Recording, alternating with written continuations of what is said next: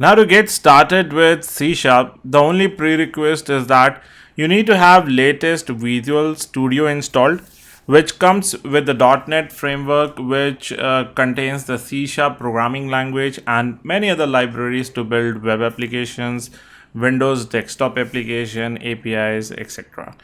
So we'll go to Google and we'll simply type download Visual Studio, and from the very first link from Microsoft, we'll be downloading the free community version. So if you see, there's a professional version, enterprise version. These are basically the license version. So we'll be using the free download of this community version on which we'll be working. And I've already downloaded and installed it. The installation is gonna take a little bit amount of time because it's a huge installation, but the process is very simple. It may gonna take at least 7 to 8 GB space on your disk when you're doing this installation. But once you download this, like I've already downloaded this, you're gonna see a file like this, Visual Studio Setup.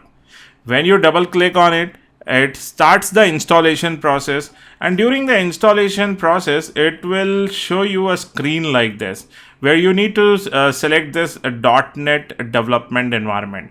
You need to check this and make sure you are not checking any other thing. The only thing that you need to check is this .NET desktop development, because this will gonna come up with your C# programming language as well as the .NET framework, the .NET 8 framework as of today. It is going to install, and then you just need to click on install. So once you click on install, you're gonna get the Visual Studio 2022 installed with all the latest .NET framework and your C# programming language. So once you are done with this installation, we're gonna launch Visual Studio 2022, which is the latest one as of today. And this is the first screen you're gonna see. Here you need to click on create a new project. You will see a lot of templates over here. So a lot of things that you can build with C#. So we are going to get started with a simple console application. So this is the first thing that we're gonna select. If you don't see this, then just type over here console and you're gonna see console app. So select this, click on next, and then it will ask you for your project name, solution name.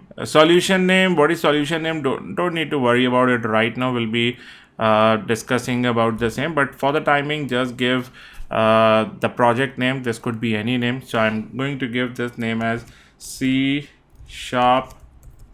basics, and then I'm gonna click on next, and you can see this is the latest .NET 8.0 long-term supported framework. So you need not to do any changes over here. Simply click on create,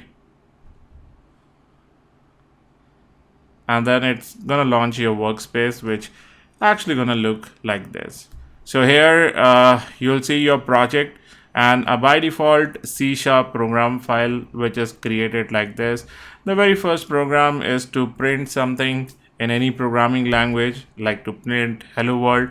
In order to do printing, we just write console.writeLine. So this is just a plain text document, like with an extension that is .cs. So even if I remove this and we want to get started from the very first line, so how to print in C#, we'll say console, and you can see the artificial intelligence. So it's typing everything. I will say console.writeLine. See, auto suggestions are coming. So in the right line, now we need to as soon as you press tab, it completes everything. Put a double quotes for like any, if you want to print any character, any sentence, that should come in double quotes. So we are going to print hello world, and then you need to add a semicolon in the end. So just save this, and this is the run button. You can either click on this or you can press F5, and this is going to compile your code, and you're going to see the output showing up over here in the terminal window in the command prompt. So this is how we have successfully created a very first program of typing hello world in C#. So if you press any key, it is going to close this window. The installation process is very simple. To get started with C Sharp, it's very simple. Now, if you don't have this program CS file, if I delete this, you can recreate it. Simply delete it from here, and then you can right click on your project, and then you'll say new. Over here, you'll say add, and in add, you need to click on new item. So if you click on new item, you're going to see so many templates over here. We'll be picking up class. Now what exactly class is, we'll be having a detailed discussion on it once we start with our C# programming. For the timing, you can give any name to this class, but it should have an extension that is .cs at the end. So I'm going to name this class as hello world.css, and I'm going to click on add. Now this time when I click on add, you're going to see a syntax something like this. So where you're going to see something which is called as namespace.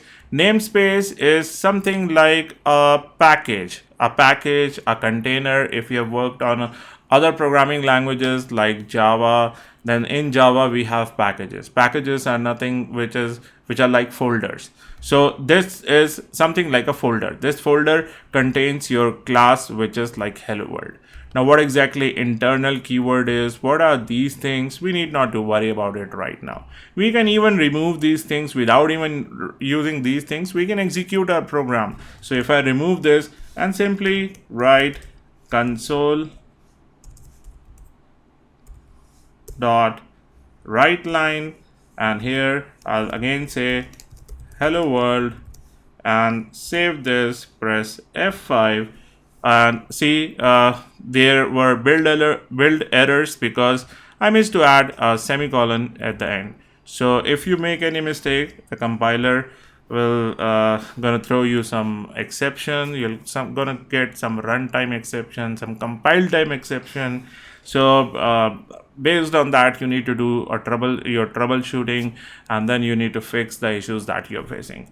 So just press F5 again, and now you'll again gonna see this command prompt showing up, and hello world program is successfully executed.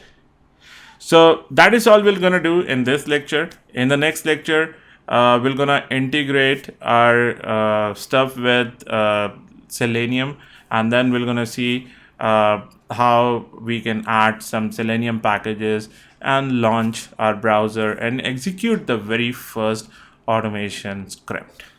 So that's all in this lecture. Thank you.